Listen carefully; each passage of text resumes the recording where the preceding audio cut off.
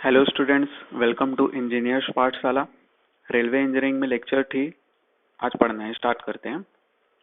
तो सबसे पहले आपको दिख रहा होगा ट्रांजिशन कर्व।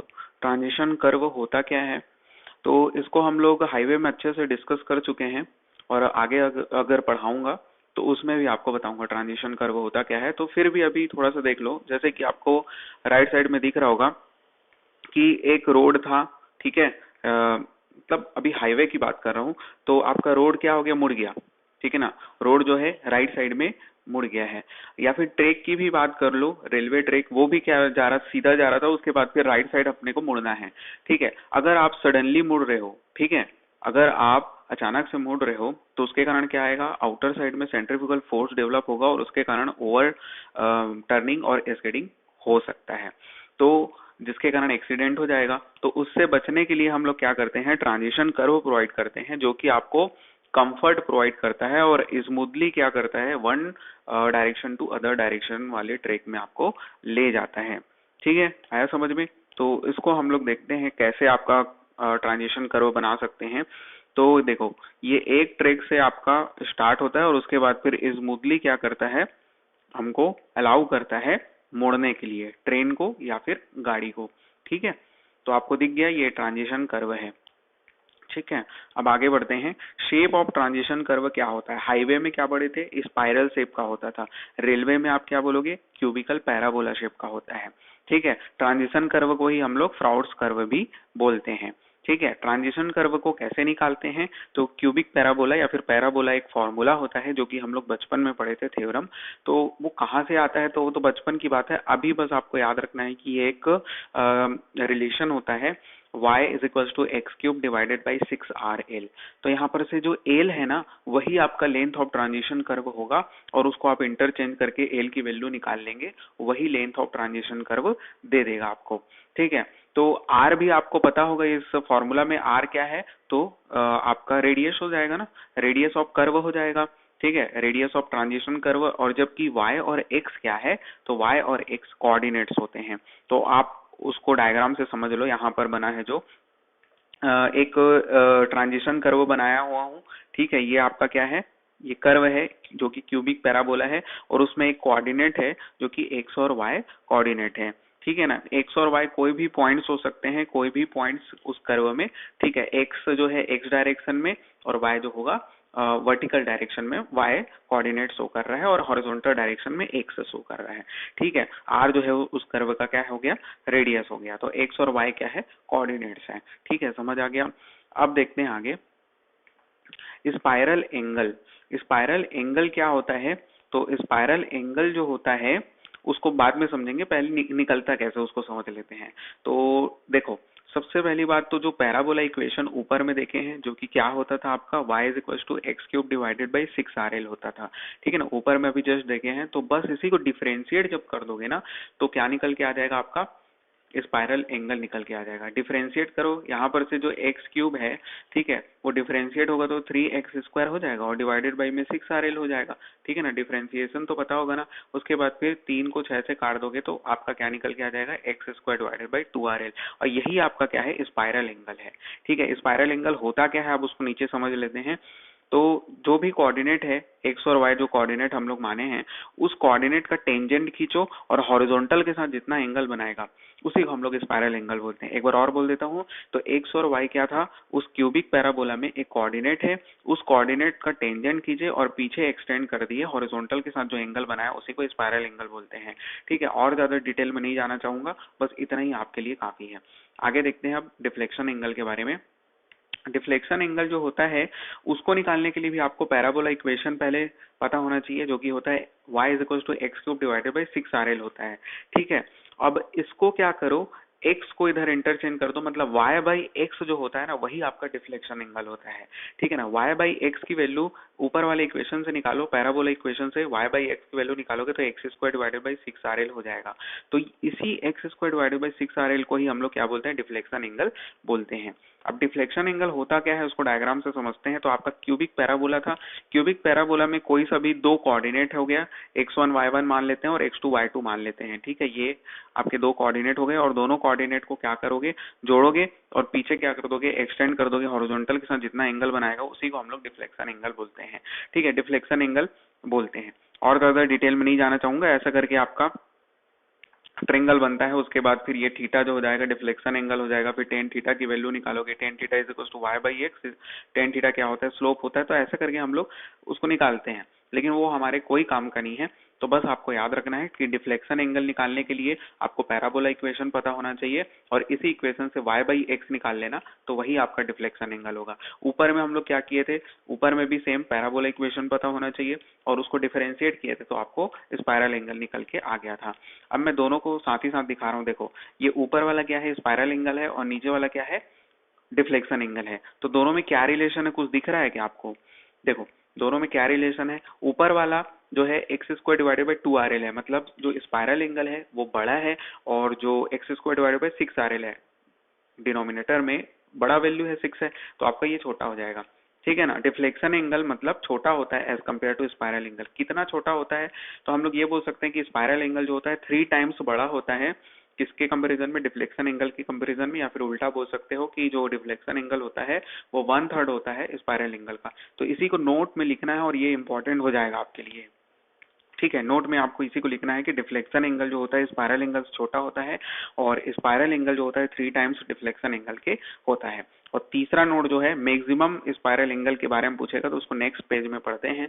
तो आपको मैक्सिमम स्पाइरल एंगल जब आपको निकालने के लिए बोलेगा, तो सबसे पहले तो स्पाइरल एंगल पता होना चाहिए कि spiral angle x square divided by 2RL होता है। अब मैक्सिमम स्पाइरल एंगल निकालने के लिए एक्स की वैल्यू एल पुट कर दो। क्या बोल रहा हूं मैं, मैक्सिमम स्पाइरल एंगल निकालना है तो एक्स की वैल्यू एल पुट कर दो।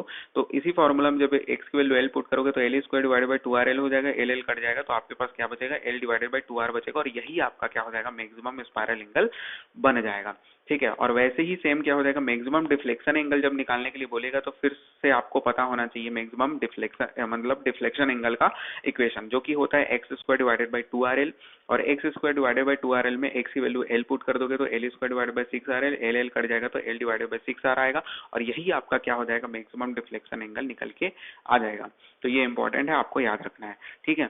अब उसके बाद नेक्स्ट टॉपिक की ओर बढ़ते हैं, जो कि ट्रांजिशन कर्व के अंतर्गत ही लेंथ ऑफ ट्रांजिशन कर्व निकालने के लिए 3 क्राइटेरिया आपको पता होना चाहिए। 3 क्राइटेरिया निकालते हैं। तो हाईवे में भी हम लोग पढ़ते थे कि 3 क्राइटेरिया होता है, ठीक है ना। लेंथ ऑफ मतलब सुपर एलिवेशन के बेस पे निकालते थे, सेंट्रीफ्यूगल एक्सेलरेशन के बेस पे निकालते थे, और दोनों में जो बड़ा होता था उसी को हम लोग क्या मानते थे, लेंथ ऑफ ट्रांजिशन कर्व मानते थे। तो यहाँ पर आपको 3 क्राइटेरिया दिख रहा है कि रेलवे बोर्ड के अकॉर्डिंग, मतलब बेस्ड ऑन रेलवे बोर्ड, उसके बाद फिर बेसिस ऑफ कंफर्ट कंडीशन, या फिर इसी को हम लोग क्या बोल रहे हैं, rate of change of radial acceleration, और बेस्ड ऑन सुपर एलिवेशन। तीनों में जो मैक्सिमम वैल्यू होगा वही आपका क्या होगा, लेंथ ऑफ ट्रांजिशन कर्व होगा, ठीक है। फिर से बोल देता हूँ, बेस्ड ऑन रेलवे बोर्ड। दूसरा कंडीशन क्या था, बेस्ड ऑन कंफर्ट कंडीशन। क्या बोल रहा हूँ, कंफर्ट कंडीशन, या फिर हम लोग बोल सकते हैं rate of change of radial acceleration, या फिर तीसरा कंडीशन होता है रेट ऑफ सुपर एलिवेशन। तीनों में जो मैक्सिमम वैल्यू होगा वही हमारा क्या निकल के आएगा, लेंथ ऑफ ट्रांजिशन कर्व निकल के आएगा। अब तीनों के अकॉर्डिंग, मतलब रेलवे बोर्ड के अकॉर्डिंग भी लेंथ ऑफ ट्रांजिशन कर्व का एक अलग फॉर्मूला है, कंफर्ट कंडीशन के अकॉर्डिंग भी एक अलग फॉर्मूला निकल के आता है, और बेस्ड ऑन सुपर एलिवेशन के अकॉर्डिंग भी आपका लेंथ ऑफ ट्रांजिशन कर्व का एक फॉर्मूला है, जो कि हमारे कोई काम का नहीं है, इसलिए मैं नहीं बता रहा हूँ, ठीक है। जिसको भी जानना होगा, कोई काम का नहीं है, यकीन करो, तो इसलिए मैं बता नहीं रहा हूँ, ठीक है। तो चलिए आगे बढ़ते हैं।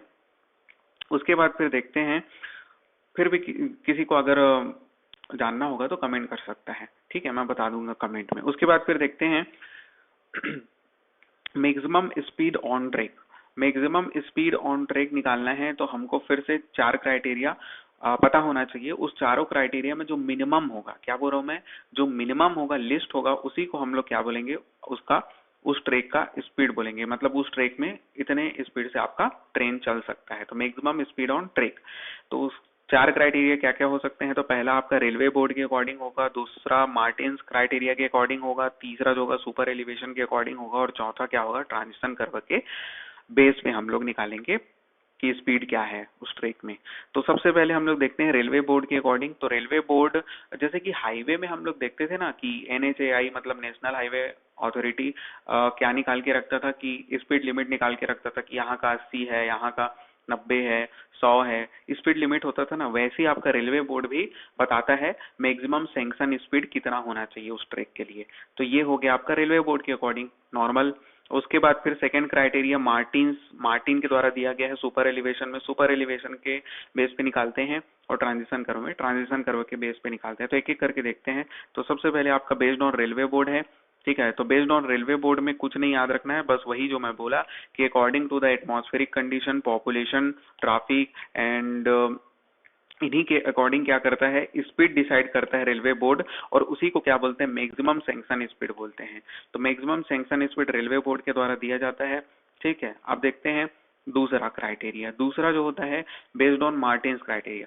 अच्छा, इसका कुछ वो नहीं है ना फॉर्मूला, वो अब अलग अलग ट्रैक के लिए अलग अलग स्पीड जो डिसाइड करके दे दी है रेलवे बोर्ड, उसको आपको मानना पड़ेगा। उसके बाद फिर देखते हैं based on Martins criteria. Martin दिया है और ये थोड़ा सा कॉम्प्लिकेटेड भी है, इंपॉर्टेंट भी नहीं है, और ठीक है। देखो, जो चीज मैं बोल रहा हूँ ना इंपॉर्टेंट नहीं है, उसको थोड़ा ध्यान देना। जैसे कि ऊपर में मैं बोला था कि सिर्फ आपको क्राइटेरिया याद रखना है, फॉर्मूला इंपॉर्टेंट नहीं है। और उसके बाद फिर मैक्सिमम स्पीड निकालने के लिए 4 क्राइटेरिया बोल दिया, और चारों में जो लिस्ट होगा उसको बोलोगे कि वो मैक्सिमम स्पीड ऑन ट्रैक है करके, ठीक है। तो उसमें मैं बोल रहा हूँ कि मार्टिन्स क्राइटेरिया थोड़ा इंपॉर्टेंट नहीं है, उसको फिर भी एक बार देख लो।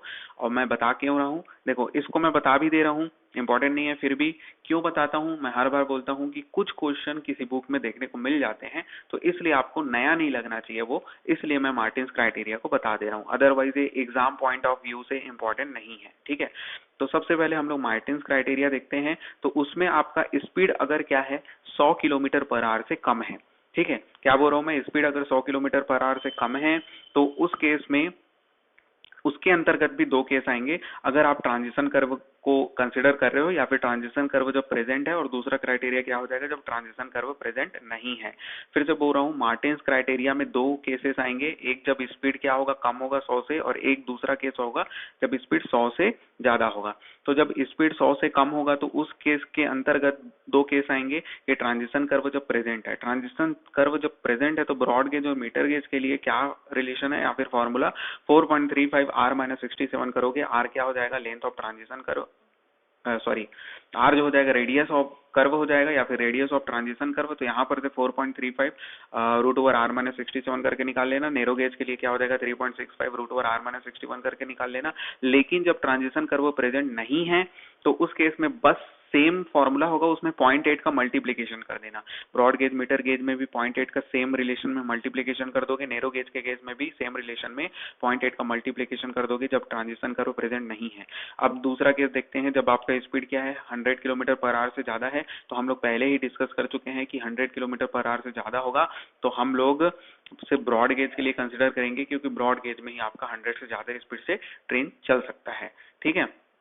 अच्छा, जो पिछला क्लास नहीं देखा रहता वो देख के आया करो, ठीक है। तभी, क्योंकि कुछ ना कुछ रिलेशन रहता है ना, नेक्स्ट लेक्चर जब देखोगे तो पिछले लेक्चर से कुछ ना कुछ रिलेशन रहेगा, तो उससे आपको ज्यादा अच्छे समझ में आएगा, ठीक है। आगे बढ़ते हैं।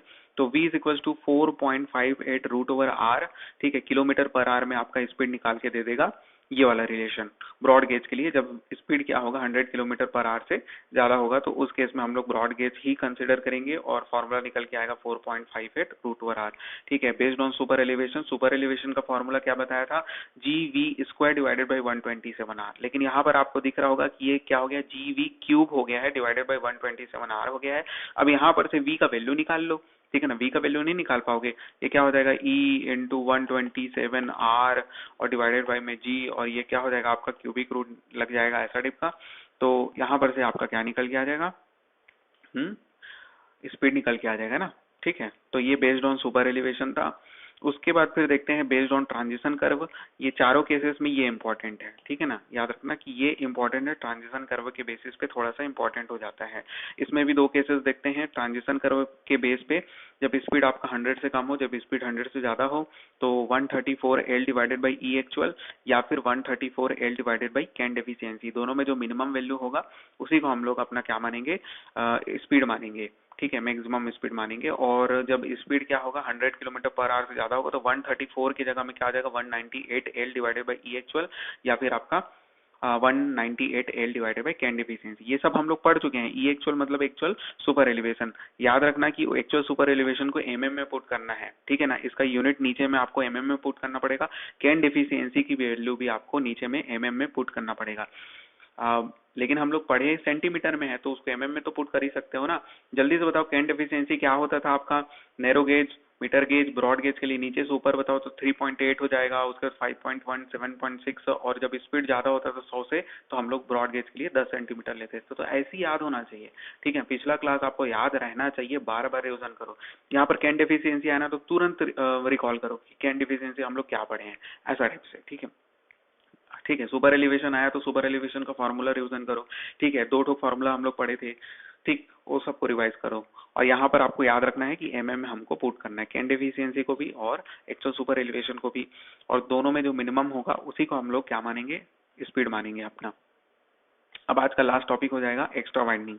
देखो एक्स्ट्रा वाइडनिंग भी हाईवे में पढ़ चुके हैं हम लोग, और वहां पर वो इंपॉर्टेंट भी होता था। दो प्रकार का एक्स्ट्रा वाइडनिंग पढ़ते थे, मैकेनिकल और साइकोलॉजिकल, ठीक है। मैकेनिकल जो होता था वो ऑफ ट्रैकिंग के कारण होता था, जबकि साइकोलॉजिकल में लेन और बहुत सारे कंडीशन डिपेंड होते थे, अलग अलग फॉर्मूला होता था। लेकिन जब हम लोग यहाँ पर एक्स्ट्रा वाइडनिंग की बात करेंगे तो सिर्फ एक ही एक्स्ट्रा वाइडनिंग को कंसिडर करेंगे, जो कि है मैकेनिकल एक्स्ट्रा वाइडनिंग, और जो कि ऑफ ट्रैकिंग को प्रिवेंट करने के लिए प्रोवाइड किया जाता है, ठीक है ना। ऑफ ट्रैकिंग क्या होता है, एक्स्ट्रा वाइडनिंग क्या होता है, तो वो नेक्स्ट स्लाइड में ना बढ़िया से डायग्राम में हम लोग समझेंगे, पिक्चर में। अभी बस फॉर्मूला देख लो पहले कि एक्स्ट्रा वाइडनिंग जो होता है वो 13 इंटू बी प्लस एल का whole square divided by R होता है। यहाँ पर ये एक्स्ट्रा वाइडनिंग का फॉर्मूला इंपॉर्टेंट नहीं है, ठीक है ना। रेलवे में एक्स्ट्रा वाइडनिंग इंपॉर्टेंट नहीं है, फिर से बोल रहा हूँ। और दूसरा पॉइंट ये है कि आपका हाईवे में एक्स्ट्रा वाइडनिंग इंपॉर्टेंट है, यहाँ पर ये एक्स्ट्रा वाइडनिंग इंपॉर्टेंट नहीं है और थोड़ा सा कॉम्प्लिकेटेड भी है। 13 इंटू बी प्लस एल का whole square divided by R. R आपको समझ में आ गया होगा कि हर जगह ये क्या होता है, रेडियस ऑफ कर्व होता है। बी जो है क्या है, width of the wheel base है। Width of the wheel base मतलब कि दो चक्के का centre to centre distance longitudinal direction में। अभी नहीं समझ में आ रहा होगा, नेक्स्ट स्लाइड में बढ़िया डायग्राम से समझेंगे। तो अभी बस इतना समझ लो कि बी जो है width of the wheel base है, और जिसकी वैल्यू ब्रॉड गेज के केस में 6 मीटर होती है, नैरो गेज के केस में 4.88 मीटर होती है, ठीक है। इसको थोड़ा सा याद रख सकते हो कि ब्रॉड गेज के केस में आपका 6 मीटर होता है, जबकि 4.88 मीटर नैरो गेज के केस में होता है। रेडियस ऑफ कर्व आर है, और एल क्या है आपका, लेप लेंथ है। फॉर्मूला में एल जो है वो लेप ऑफ फ्लेंज है। लेप ऑफ फ्लेंज इन मीटर है, जो कि कैसे निकलता है, लेप ऑफ फ्लेंज का भी एक फॉर्मूला होता है 0.02 into root over D H plus H square. यहाँ पर से डी क्या है, तो डी जो है आपका डायमीटर ऑफ व्हील है, जो चक्का है उसका डायमीटर है सेंटीमीटर में, और जबकि एच जो है वो क्या है, तो एच जो है फ्लेंज डेप्थ है from the contact of the wheel, ठीक है। तो ये फ्लेंज डेप्थ है, ये सबको डायग्राम में अच्छे से समझ जाओगे कि एज क्या है, व्हील बेस क्या है, ये सब एक्स्ट्रा वाइडनिंग क्या है, नेक्स्ट स्लाइड में ना पढ़ेंगे बढ़िया से। अभी बस इतना समझ लो कि ये क्या है, फ्लेंज डेप्थ है from the contact of the wheel, और सेंटीमीटर में ये भी होता है, ठीक है। क्या चीज, एच होता है। अब समझते हैं एक्स्ट्रा वाइडनिंग क्या होता है।